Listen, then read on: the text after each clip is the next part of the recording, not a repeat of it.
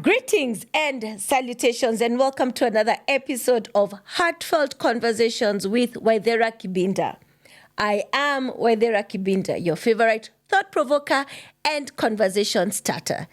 Thank you so much for your text messages, for your WhatsApp messages, for commenting, for giving us feedback. I want to give a big shout out also to our partners who have continually and sacrificially given so that we can bring you quality content right at your doorstep. So either if you're watching us on Family TV or Family Radio, thank you very much for engaging with us and keeping Jesus on the airwaves. So across the globe, for the past few years, and most recently in Kenya, there seems to be an uprising. A great conversation is happening about Gen Zs. And today, in particular, I want to talk about and with Gen Zs in the workplace. The musts and the must nots, what you should and what you should not do. So what better way to have this conversation than have the experts themselves joining us on set. I am joined by Felicia Kojwang. She's a multi-potentialite, meaning whatever she does it wholeheartedly, one heart, one soul. Yeah? And I'm also joined by Audrey Nkirote, an award-winning career and leadership maverick. But before we even continue, I want to start up the basis of our conversation on Ecclesiastes chapter 9, verse 10, which says, whatever you find to do, do it well, do it with all your might, do it with all your strength. And I want to start this conversation with Audrey so that my audience can get to know you better. What have I missed in your introduction? So you can introduce yourself very well. And just an experience with Gen Z, just a brief one-liner of working with Gen Zs. Okay. Karibu, Audrey. All right. I'm happy to be here, Waithera. Thank you so much for the invite. My name is Audrey Nkirote of audrey.co.ke. That's my home. This is a career development firm that helps to develop high potential executives and help them to get to their next level. Yeah. And we do that through resume writing, career coaching, and enable them to meet their career growth goals by helping them to get very good, perfectly matched interviews within a very short period of time. Yes. Yeah, and high-paying, high-salary potential interviews at that. You're answering everybody's prayer at this point. Yeah. So if I want my CV revamped, if I want executive coaching on how I should appear at a job, on a job, or if I'm an employer and I'm looking for, I look for you. Yes. And you recently got an award. Yes. What was the award about? Why? Why are you getting awards? So I was recently awarded for my impact on social media in the area of careers and leadership. So the award read Career and Leadership Maverick, which is why I chose to use that for my introduction today, because it means that our approach as a career development firm is unorthodox. Yeah. Yes. It is independent-minded. Yes. Yeah, we do not conform. I love that you don't conform. Yeah, which helps our candidates to stand out in the marketplace. I love it. Yes. Wow. And I'm joined by Felicia Kojwang. Can I call you Fel for today's conversation? And you call yourself a multi-potentialite. Yes. I hope I've got it right. Yes. Introduce yourself to us and then tell us what is in the day of a multi-potentialite. Thank you for having me. My name is Felicia Aching. You can call me Fel. I am many things, which is to just describe being a multi-potentialite, someone who displays aptitude across multiple disciplines. Wow. And so what that means is that I can do many things. And I excel in the many things that I try to do. Yes. Currently, I'm a product designer. I'm also an intersectional feminist researcher. Yes. When I'm not doing those things, I'm a gastronome. I'm a bibliophile. I run a book club. I also play the guitar and sing. I also write. Wow. And I'm also a techie. So that is the whole breadth of being a multi-potentialite. And I say that because it's very easy, especially within the workplace, to get tied down to doing one thing. Yes. And then you spend your life being stuck on that one thing when you could explore the breadth of the things that you could do.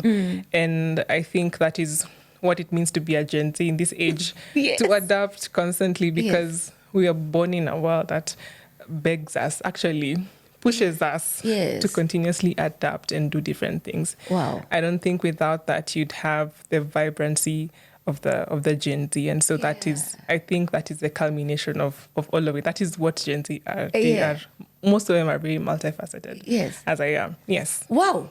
I love it, because I say specialization is for insects. No? So we could argue that. Just to hear you touch this, and you do them excellently, and you do them well. Yes. And I think that's just the basis of our conversation today. Right. Whatever you find to do it well with all your might and with all your strength. I'm really excited to hear that. And because I've seen some of your work, and what a great honor it is to have you here. And I want us to just dig in. And Audrey, speaking from the position where you employ people, or you help people figure out and how position you package them. I love it. For Package their next and level. position for the next level. Yeah. What have you found to be the characteristics of Gen Z? Maybe like 5. These are in the workplace. Okay. So number 1, Gen Zs don't like to be locked down in a straitjacket job. It's not linear. Yeah, it's very important to keep their job diverse. Yes. Yeah, and to keep growing their job. Number 2, they like transparency. Yeah, they do not like to be lied to. I think that would be number 3. They also do not like to be lied to. Yeah. I think I would have to think about 2 other things. Yes. Yeah, but those are the 3 key things. And a bit of that also is authenticity. So if you say this is it, absolutely. Then they want to work with an organization with an authentic mandate that actually cares about what they are doing and delivering, and that they are creating an impact. They do not just want to work on something just for the sake of it, you know. And they also want that authentic leadership. Yeah, they want leaders who care. Yeah, I can see my Gen Z nodding. She's agreeing. Yes, I mean, she has nodded her head throughout. So maybe you can give more additions on that. But even as you do that, what do you think are the greatest misconceptions we have, and I'll say we, meaning Audrey's generation and the others, about Gen Zs, especially in the workplace? Addition to that. I think in addition to that, I'll add that, yes, we love authenticity. We love transparency. That's very true. Yeah. We don't like being lied to, being tricked, being gaslit. No, but it falls under that place for any other job as assigned. Those ones, what is that job? Specify it, put it out in the light. Yeah. And I think another thing is that we really value culture. It's a thing that runs economies. It runs the world. Wow. And so for us, if we walk into a place and the culture is not defined, or the culture does not really represent who we are and the things that we are doing, then why are we really there? So the culture automatically defines how we do the work that we do. It also defines how long we stay at the workplace. Also how we show up. And the outputs that we give. Yes. Because there's showing up and then there's giving outputs. Output, yes. And there's being performative and then there's actually doing the job. Wow. Yeah. I think misconceptions about Gen Z. Number 1, I'll start by quoting someone. So Socrates in the 500 BC was quoted saying, young people are, they don't like being told what to do. They talk too much. They don't do things. They should shut up. They should listen to what they're being told. Why are they all over the place like that? That's just to say that even, from way back when. People have been complaining about young people.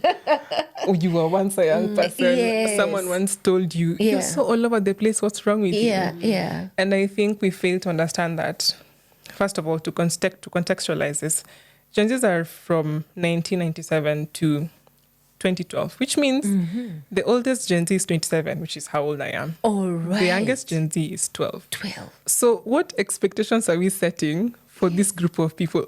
They're literally just children. Let's start from there. Yeah. And so one misconception that I think I've had a lot of times is that Gen Zs are nonconformists. Why is that a bad thing? Let's start from asking that. Why is that a bad thing? Yeah. It's not a bad thing to be nonconformist. Yeah. Nonconformists are the people who innovate. All right. So you can start from saying that. Number two, Gen Zs don't listen to anyone. Is what you're saying valuable? Let's start from there. Yes. It's also Gen Zs are too forward, and so we've created a culture of respectability. We call that respectability politics. Yes. Where you want me to respect you because of how old you are, my position, your position, status. Your status. All those things don't matter in the grand scheme of things. Wow. Yes, in the sense that respect is earned if you treat people with respect, regardless of their age, their ability, where they come from. It is the basis of all things. And so if you expect somebody to respect you just because you're older, then what is really your definition of respect? Wow. Yes. Yeah. Yes, because I've lived longer than you. Therefore, respect. You could have refused to learn all those years, and so now, what do we say about It becomes that? a me problem. It becomes a you problem, and it's because the world also expects us to keep learning. And so if you are older, age is not a definition of wisdom. You could be old and you're not wise. Yeah. Because as you grow old, you gather experience, and it is the learnings from those experiences that then define you as a human being and your achievements. And so if you're older and you're not learning or refusing to, change the way of thinking, and of course, as you get older, also the things that you're willing to change also become lesser. Yes. So that is also indicative of what you did with your younger years. If you're older and you haven't learned much, then it means you were very rigid when you were younger. I was conforming. You were conforming. Yeah. And that is not even your fault. It's the fault of the culture. And so that is why we are questioning the culture. We want authenticity because we're seeing the older people ahead of us, most of them are nonconformists, not because they want to be like that or that's who they are. It's because that's what they were taught to be, to not question, to not ask, to not ask for more when you could. So, yeah. Wow. Yeah, because you come out as, like you said, forward, unhinged, ungovernable. And all those big words. Yes. Yeah, Audrey, so picking on what she's saying, what are the challenges you hear employers have about Gen Zs? I like the way you just laughed at that. Hey, let me tell you. Oh my goodness. Just starting from entry level. Yes. Yeah. Gen Zs just cannot take any job. All right. They are from school. So what I studied in school? No. No? They are looking for a job, but they will not take a volunteership. They will not take an internship. They are waiting for a job. They want to be rewarded already, even before they get the experience. Yes. All right? Yeah. So they are that confident in themselves. And they will tell you, my parents really invested in my education. Yes. And I am good at what I do. Yeah. So I need to be paid for my work.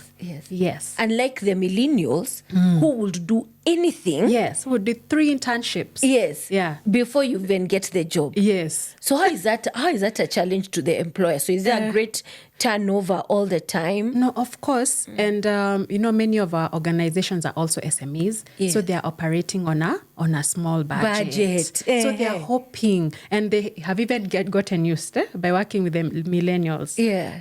In working with people who are being paid very little, who are doing a lot, but being paid very little. But now, for whatever they want to be done, they have to pay for it. Yeah. And then Gen Zs do not want to do a whole lot for little. All right? They want to specialize. Fine. You'll meet somebody like how is Fel? but multi-potentiality. Yes. But when they are wearing their videographer hat, they're like, pay me for videographer. Where when I'm wearing this other hat, pay me for that one. Pay me for that. Exactly. I would do all of them for any other job as assigned, and you're paid peanuts. Yes. And oh my. That is one of the challenges. Yeah. The other challenge is that these people easily get bored. You bring them into the workplace and you have a very boring, non-defined culture. They will just start freewheeling, doing their own things. And then you find them in the corridor, you find them reading a magazine or listening to music. And they're like, I'm already done with my work. Then you want them to stick at their desk and pretend that they are doing, that they are working, that they are doing more research. While they are very transparent. When I'm done with my work, I'm done with my work. Yeah. So they are better managed through objectives. Managed by objectives. Have you finished what you needed to do? You need to do this by this time. And this is my expectation of what you should deliver first. Then hang back. Don't micromanage. Not helicoptering, hoovering for, and now next, what next?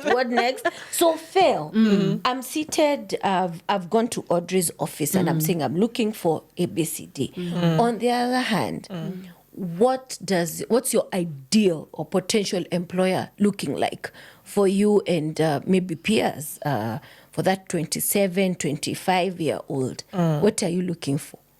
Number one, structure.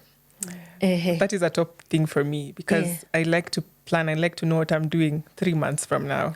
Wow. Yes. Wow. I don't like to wake up and then you're telling me, now there's this new additional thing on your JD, which we had not said, but this is something you're going to have to do with the initial agreement that we had made. So structure.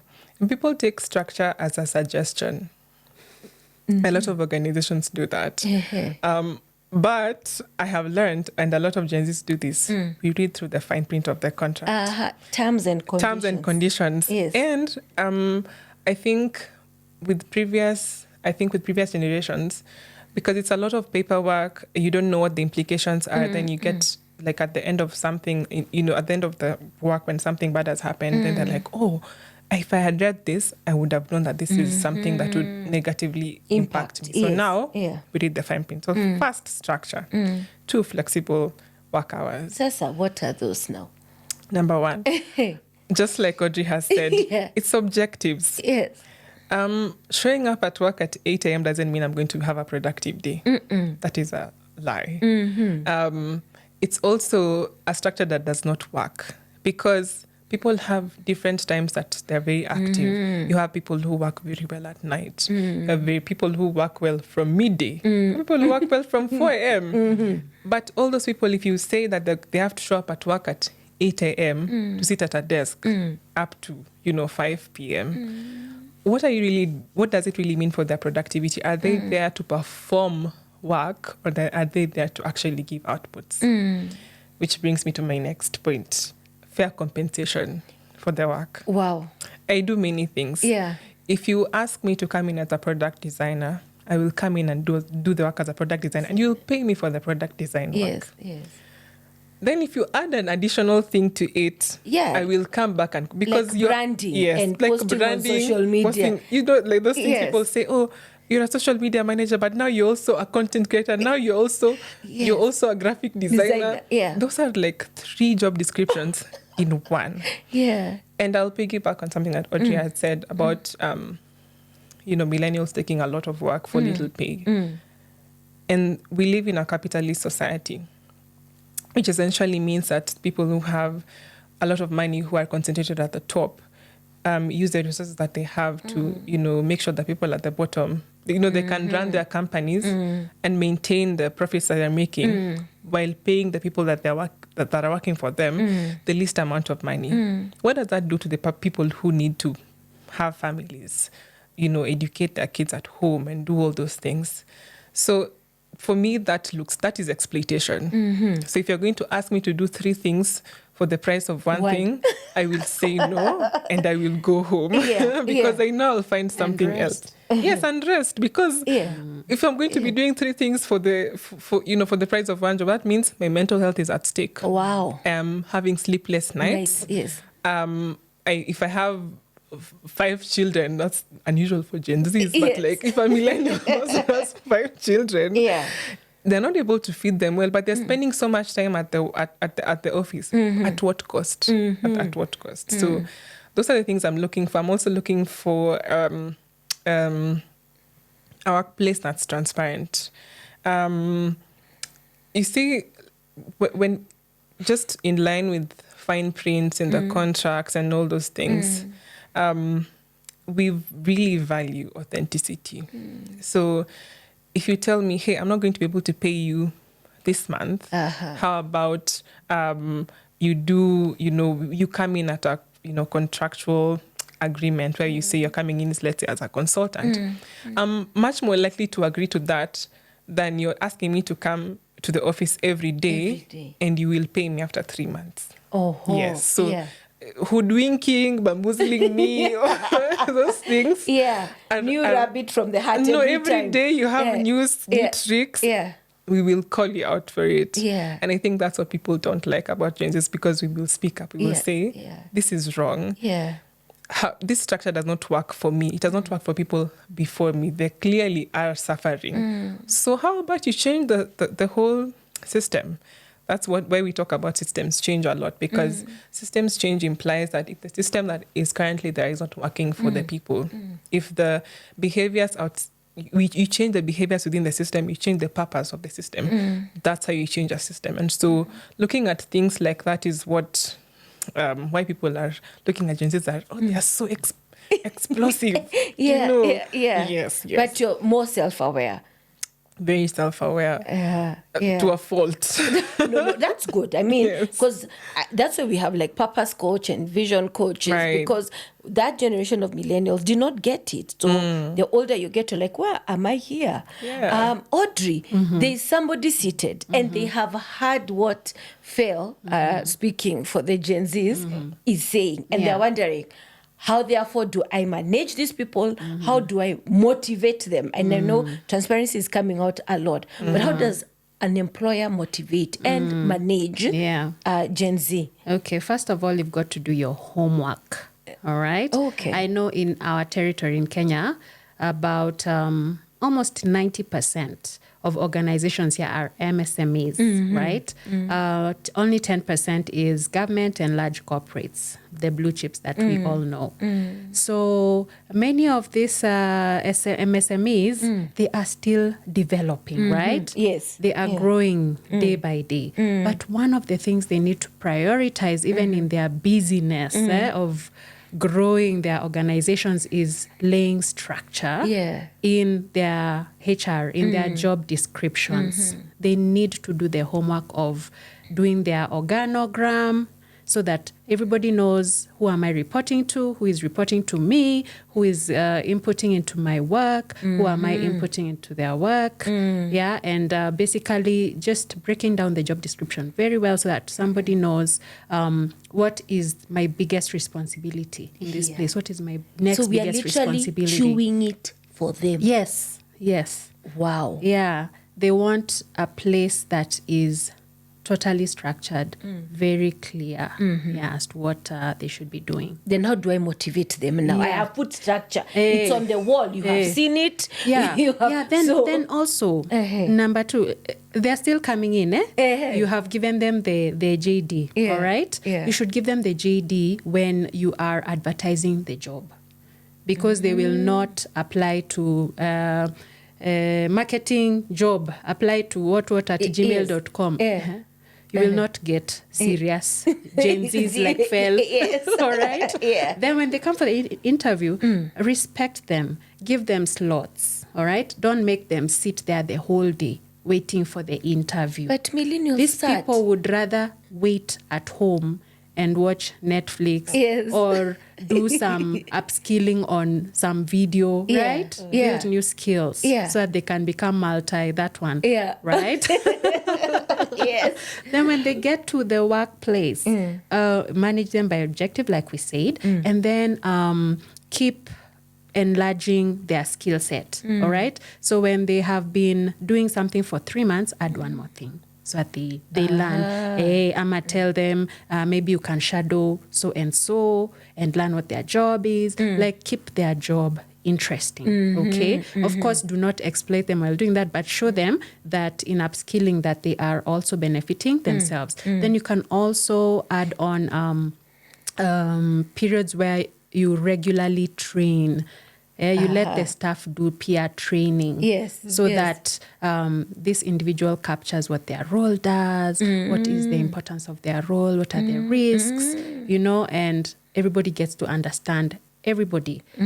So that there is that collective ownership of the organization. And then the other thing is also work-life balance. Make sure that people are not overworking. All right.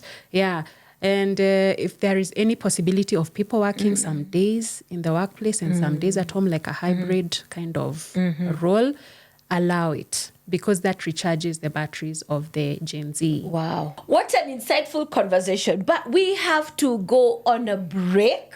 I have been joined today by the typical Gen Z, Fel Kojuang, or if you would like, her name is Fel, a multi-potentialite and typical Gen Z, and I love it. And I'm also joined by a career and leadership maverick. Her name is Audrey, who pairs employees with the best employer and employer with the best employees. We'll need to continue this conversation, but see you just right after the break.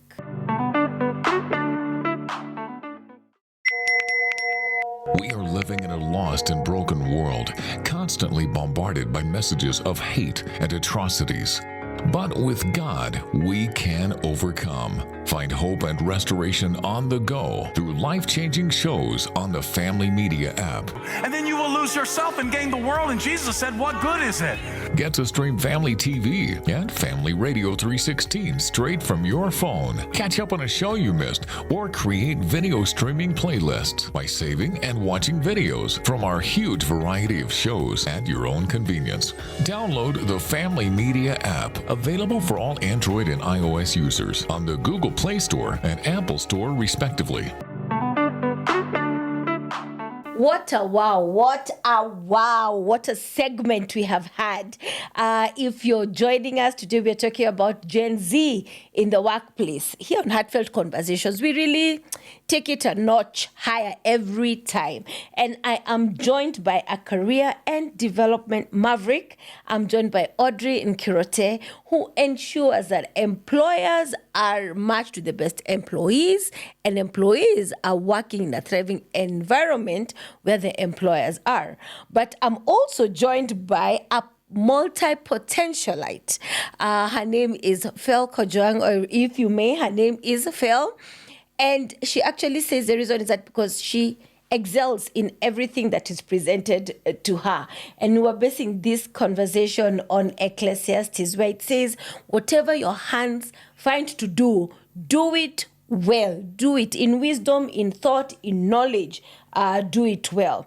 So I want to segue this conversation now to you, Fel, and ask you, when you're in the workplace, when you're in this great organization, what are you looking for in terms of career development and career growth?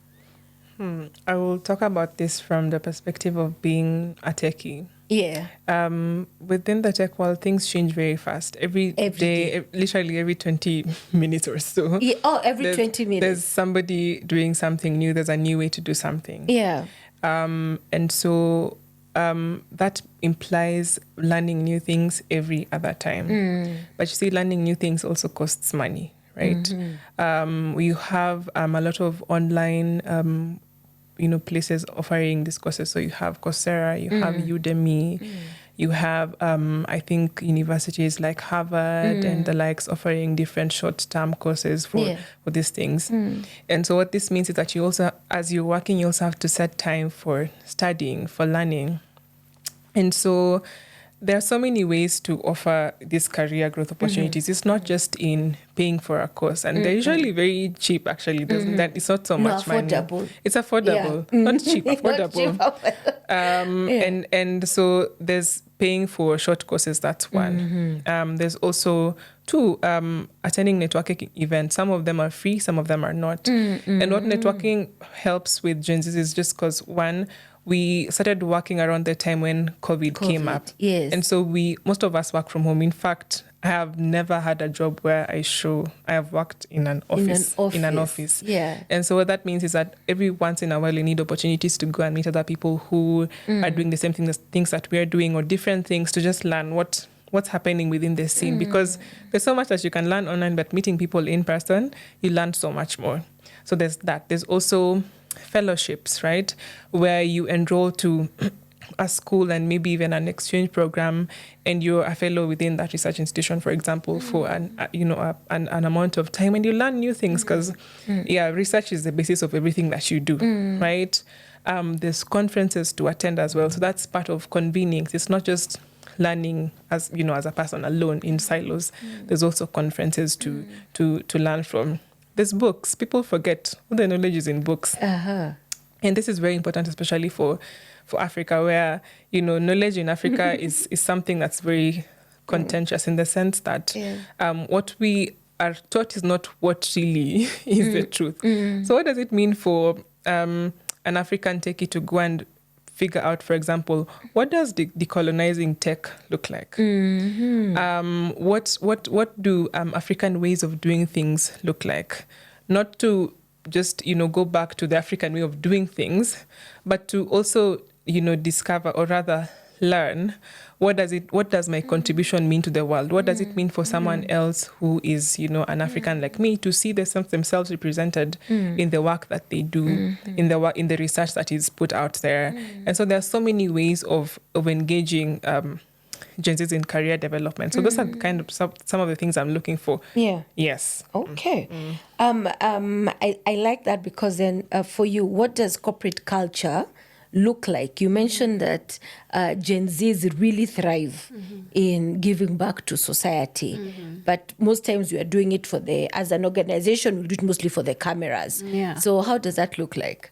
Yeah, so Genz will identify with an organization that has thought through their vision and their mission. Okay. And that it is touching people's lives. All right?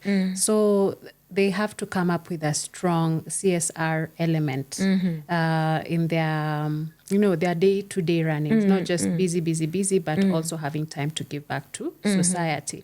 And I once worked with an organization in my formative work years, which would give a shilling for every shilling that we raised for the community. Oh, wow. And that was really, really nice, because we connected with what they were trying to do, or rather they connected with what we wanted to do for the community out there.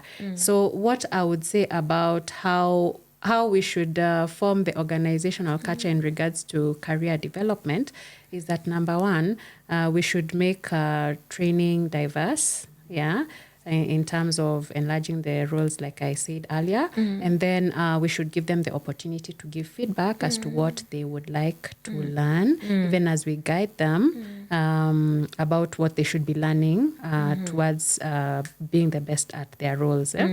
So you can do that through surveys, so that they keep being heard, like which skills would you like to grow next for your role. And then they should be able to learn alone individually through those online systems. Then they should be able to learn with a team through regular meetings, where they come up with what they want to discuss, like the books, like the new areas of interest, that benefit the organization. And then they should also have team building on maybe half-yearly basis, or but annually is too long. Yeah, regularly, let's say, they should go out and play as well as learn. Don't just keep them in the boardrooms. You've taken them to a nice hotel and then you're just keeping them in the boardrooms and they're just staring at the green lawns out there. No.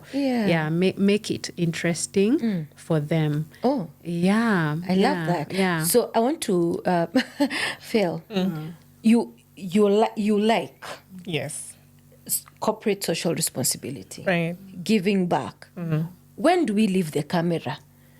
Because when do we leave the camera at home? Because you see, like if we are taking like food or during floods, we have taken, but there you are with your camera and the people, the victims are right behind you. Where is the balance?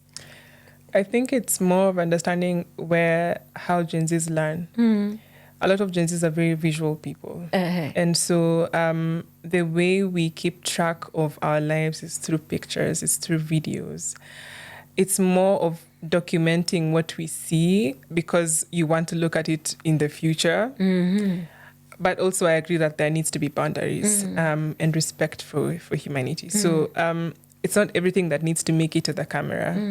And it's also a result of being isolated. We are the generation that was, I think, the last generation that saw what life without technology was before mobile phones came in around 2009, I guess. And so what that means is that there's a shift, and two, we have learned to stick to our phones. There's something called doom scrolling where you're constantly just scrolling to see different videos. And it's addictive. As a user experience designer, I'll tell you, it's designed for your mind to keep scrolling, to keep buying you in, because that is the point. As you keep scrolling, people keep making money. And so what has that created? It's created Gen Zs who are isolated, who have, it's not really artificial, but you have created mini worlds, in your socially phones. awkward. And so you're socially awkward as well. But I think that there are boundaries, yes, of course, to respect people and respect their experiences. And so not everything needs to make it to the camera. And I think it's just cause and effect. And there are a lot of things that are happening within the scene, just trying to figure out what does it look like to make sure people pull back from their screens. I think apps like Instagram are starting to do, you have quiet time now. Actually, you can set your time for quiet time. You can, your phone can alert you after you've spent like a couple of hours on your phone. It'd be like, okay, you've spent 1 hour. Do you want to take a break? It asks you that. And you have to validate it. And I think for TikTok, you even have to put like a password. Of course, you can override it. But yes, there are already steps trying to mitigate that, so that you're not living your life in front of a camera always. It's not advisable for your mental health as well. So how will technology look like and interfere with like productivity? Audrey said you like structure, you like clear objectives. So I've come and I finished my work at 10 a.m. and I've gotten into this. So where is the place of tech innovation as you work as an employee? I think tech has really changed things. That was always meant to happen. Industrialization came and people realized, we could do the things we used to spend 6 hours doing in 2 hours. What that has created is time. People don't realize that time in itself is a luxury. It's an illusion as well. You think you have the time. Who has told you have this time? Yes, you don't have it. Who said time is too short? Who said time is too short? What are we measuring? And so you have technology has made work easier, which means you have more time to do other things. What people don't realize is that you spend that time which you're supposed to be doing other things off your phone, or you keep spending it. It's like you're buying time to spend even more time on your phone. And so with technology, I think, especially I'll talk about this because it's very popular right now, ChatGPT, yes, Gemini, you have Monica. These are what we call large language models. And what they do is that they essentially, you query it or you ask it a question and it gives you a response, right? And so what that has done is that, of course, the use of it was inevitable. in fact, right now, apart from TikTok being used as a search engine, people are using the large language models as search engines, right? And so someone can write an essay, a whole academic paper, or proposals on these large language models. And so one of the things that I know organizations are doing is, for example, coming up with an AI use policy. What are the limits for you using AI? How far can you use it? I know for companies that, let's say, are in healthcare or work in, fraud or security, they don't want the information put out there because what it means is that someone will come or the model itself will pick up that information and use it to continue training the ChatGPT or the Gemini to give you better responses. And so there are limits to this thing. I think with technology, there are good things with it and there are bad things. So yes, it will shorten the amount of time that I'll use to do things. For example, I'll use Gemini for planning because why do I need to spend 3 hours planning for something when I already have the concept in my mind? I can it's an original thought, yes, but it helps me plan better, right? And you can keep adding your things onto it. And so what you need to do is figure out how do you leverage technology as opposed to how do you let it colonize you. In tech, we say garbage in, garbage out. What you give it is what it gives you. So how do you leverage technology to, first of all, make your processes easier? Because there are things that you don't need to do for 10 hours. If you're done with your work at 10, how do I spend the rest of my time learning new things? How do I spend the rest of my time probably doing CSR? Because that's something else that's important. How do I spend the rest of my time probably teaching someone something that I have learned that, would be beneficial to them and also, benefit me at the same time. So leverage on technology, don't let it can colonize you, yes, because you give it permission to. Yes, so make wise choices with technology. Have boundaries, yes. All right. You've spoken about something very big all the time as we've had this conversation, and that's mental wellness. So I'll ask you, Audrey, from an employer's perspective, or even as you coach employers on having a conducive environment, what's the place of mental wellness in the workplace? And especially, I think, for millennials who are totally conditioned one way, and for Gen Z, conditioned in another way. Yeah. Okay. So the employers have to be well attuned to how their team is doing, how individual team members are doing. And Gen Zs are they are high contact people. They just don't come and park themselves at a desk and that's it. They like saying hi, if you're their boss, just come and say hi to everybody, find out how everybody is doing. That is their open door policy. It's not the actual door being open, but are your actions showing that you are open to hearing them? All right. And when you have a meeting, ask for their feedback. Whenever you are anywhere, ask them, what do you think? All right.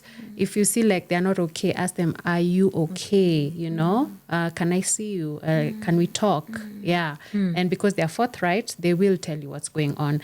And then the other thing is just to have the HRs be people who can listen, active listening, not just assuming, I know the problem. This one is an alcoholic. This one is, and also just trying to actively control some of these things, like scrolling mindlessly the whole night and then coming to work and scrolling some more. Just also controlling that. And then the other thing that will help with mental wellness is not overworking, which is helped by the systems she's mentioned. Organizations should be very intentional about coming up with systems, towards productivity, saving on time so that people can rest more, or do other things. Rest is important, and connection. What are you looking for in terms of mental wellness, mental health in any organization? I think it's good that you ask that question because in interviews I work at Development Dynamics, and one of the things that I asked in my interview session is, what things are you doing to maintain or make sure that the mental health of people who work in this organization is top-notch? A lot of organizations do not have answers to those questions. So say things like, oh, we have a mental health person within the team. How many times has this person come through? Let's start from there, you see? Yeah. And so things that I'm looking for with mental health is not just, and I think we have put a lot of Gen Zs in a box. So when we see, we talk about a lot of Gen Zs being scatterbrained. So they're everywhere all at once, right? But as I said before, this is cause and effect. You adapt because your mind literally has to be, or that's how you've been taught that it needs to be. Yeah. So with mental health, I not only look for psychosocial support for when I'm not okay. Things like when people say we're going for sick leave, you expect someone will be down with malaria. But mental health is also cause for sick leave, Yes. If I'm having such a horrible day and I cannot get out of bed, I probably need to go and see a therapist or talk to somebody. I need a day off, because if I show up at work like that, what does that mean? My productivity is going to be low. You will come and say I'm scatterbrained, and now all of us are upset. You see? So when I'm looking for psychosocial support, that is first of all institutional. It's instituted. It's in the policies that says you can take a leave off for a mental health. Two, I'm also looking for wellness days off. We're not going for team building just to jump out there. We also need a day where we're thinking about what are we doing outside of our computers, outside of our laptops. People go for retreats and they still carry their laptops. So what are we doing outside of that? I'm also looking for support that goes beyond things like anxiety, because people do that for anxiety, for depression. They forget, there's people who are on the autism spectrum. There's people who have ADHD, and so many, schizophrenia and all these things. We assume now that these things are, now everybody has ADHD. No, it's just that now we have tools and mechanisms to diagnose it. And so what does it mean to move from castigating Gen Zs for saying, I was diagnosed with ADHD or bipolar disorder, to how do I offer support for somebody who has ADHD, who could be scatterbrained, who's a high-functioning, anxious person. Things like that. There are so many things to learn across the breadth. And a good thing is that if you don't have the facilities to do that, does your insurance also cover things like that? So those are things I look for. Yes, does the insurance cover things like that? Do we give support because we give per diems, we give support for people to go for retreats and things like that, for team building. Are you giving someone personalized mental health support? Because that's very, especially for, I think you talked about SMEs, startups, even especially big corps are able to do that because they have bigger insurance that cover a whole range of things. And so mental health just goes beyond, you're having a therapist coming once in a week. How are you putting it in the policies? Yes. Wow, I love that. As we come to a close, sweet things really do come to a close. I want you to, Audrey, as a career and leadership maverick, give us your closing remarks and also add unto us what is the future of work now that we have more and more Gen Zs joining the workforce. So your closing remarks and the future of work from an employer's perspective. All right. Yeah, so organizations are being challenged to look at their structures once again, at their approaches to their workforce. They have to be more inclusive. Yeah, they have to seek to have the workforce connecting with each other better because they are from different generations.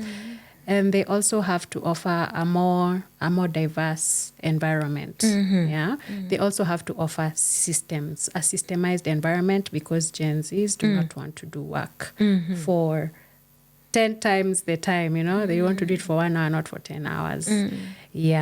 So they should basically come up with programs for them, career development programs that are more diverse. And then, that's it. That's the bigger bulk of it. Yeah. Okay. Yeah. And a closing remark. Okay. Yeah. So as a career and leadership maverick. Yes. Okay. So thing is that the workforce is very important to your organization. Yeah. And so you should be able to attract the right talent. The right talent also has their terms and conditions.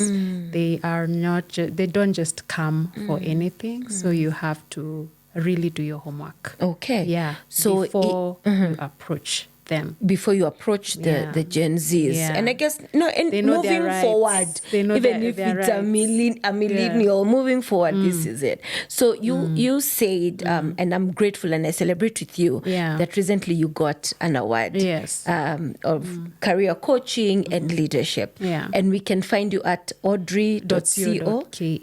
Yeah, and on various platforms. Yes. On LinkedIn, on Instagram, on Twitter, and Facebook. And Facebook. Yeah, You're still Audrey Nkirote. Audrey Nkirote. Yes. You're yet to join TikTok. No. That's pushing it. All right. Thank you so much for your time today. Thank you. And I'll give you, Phil, a chance. Tell me the future of work for the Gen Zs. How does that look like? I think we are in another era where a lot of change is going to be happening and it's inevitable. You're seeing we are still not stabilized yet. We are not stabilized. Are you seeing what's happening to governments? The other day, Biden dropped out of the race. Yes. Xi Jinping had a stroke. I think, is it the Spanish government that just resigned all of them and they went home? Yes, and the Bangladesh students. And the Bangladeshi students, you see what they did. You see what's happening with Kenya with Reject Finance Bill and all these things. Yeah. So we're living in a world where we are agitating for change, rightfully so, because whatever it is indicative that the systems that are there are not working. So how do we? We're not pushing for reformist politics. We're pushing for abolish the entire thing, throw it away.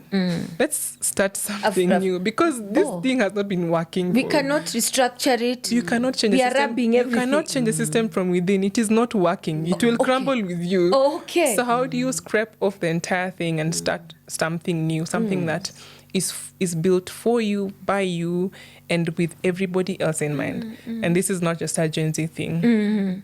You can see, and I like that Audrey said within the break, she was like, I feel like a Gen Z. It's true. Yes. We're no longer a generation, we're a movement. Yes. And the future of work is going to be disruptive, one, because post-COVID things are going to be changing. If you look at the trends, they're saying that we might have other pandemics, God forbid, coming through. So how do we keep adapting with that? And so it's going to be very disruptive here and there. We now have crop-ups of, AI. AI is not new. People think it's not new. It's just that now it's become hype. It's hyped up. It's now become popular. Yeah. So the future of work is, one, it's going to be disruptive. Two, we are the ones to build it for ourselves. Clearly, we've seen that if we agitate for change, it can happen. So how do we sustain this momentum to make sure that we are continuously questioning, what has been built and does it work for us? Also, how are we contributing? Because we just can't keep disrupting things every now and then, but not contributing to the growth of it. We can't keep we have to keep adding value to it. So how do we put ourselves in positions or position ourselves in places where we can add value to whatever we are really building? And I think another thing is it's limitless as well, because right now people are working remotely. I work remotely. A lot of young people work remotely. So you have also a lot of time in your hands. There's so many things that you could do. It means that you're not boxed to do one thing. So don't do one thing. Don't be boxed to do one thing. Not everybody can do many things at the same time. And that's perfectly fine. Some people thrive as entrepreneurs. Some people thrive in 9-to-5 jobs. And that's okay. There's no need to try and... You will fail if you try to become an entrepreneur if you're meant for 9-to-5. Yes, right? yes, yeah. So figure out what works for you and do it well to the best of your abilities. Yeah. A parting shot would be... Just be you. Yeah, be you. Just be you. Be you. Just be you. Yeah. One, because every young person that has ever existed has been told the same things that we are being told now. You're hard-headed, you're stubborn. Unhinged. Stick to the straight and narrow, you're unhinged and all these things. And I think there's there's a reason for that. There's a reason for youth to exist. There's a reason for youth agitating for change at a certain time. Because when I'll get to 35, I will be agitating for things maybe, but not with the same vigor. There's something to do with the vigor, and it's not in vain. You're not just making noise. You are doing something that's important. So be you and just keep standing out. It's okay. The world will crumble, but it will come back together. Yes, it will come back together. Yeah. Oh, I love that. Thank you so much. Right. And we can find you. You said you're a techie. You run a book club. So we can find you on your socials. Find me on LinkedIn. On LinkedIn, yes. What's the name on LinkedIn? Felshire Achieng Kojwang. Felshire with the that's PHELSIA Kojwang, just the way I've said it. Yes. Or Achieng. Yes. Whichever is fine. On LinkedIn. On LinkedIn. Yes. I love that. Ladies and gentlemen, if you're watching us or listening to us, we have to end this for another beautiful start next week. I have been joined by the career and leadership maverick, Audrey Nkirote. I have also been joined by the multi-potentialite, the awesome Fel Kojwang. And we've had a great conversation on Gen Z in the workplace. How do you keep them? How do you retain them? How do you even employ them? What's a place of mental wellness? What's a place of structure? And it's been a really hearty conversation. So as I see you next week on Tuesday, we want to say goodbye. But guess what? We have an opportunity for you to partner with us, and so that we can keep on having great content, sharing great content to your TV, to your radio, wherever you are. And you can do this by texting the word partner to 20316. I want to say thank you to our great partners who have done this with us for over the 25 years we have been around. Wow, that's when Fel was like 3 years old, still learning how to walk. For 25 years, we have brought you nothing but great content. We have continued to keep Jesus on the airwaves. I want to say thank you to the amazing team behind the cameras that ensures that we do a good job. But most of all, I want to say thank you to God for this great opportunity. And until next time, this has been Heartfelt Conversations with me, Waithera Kibinda, and from my guests, Cheerio. See you on Tuesday. Bye.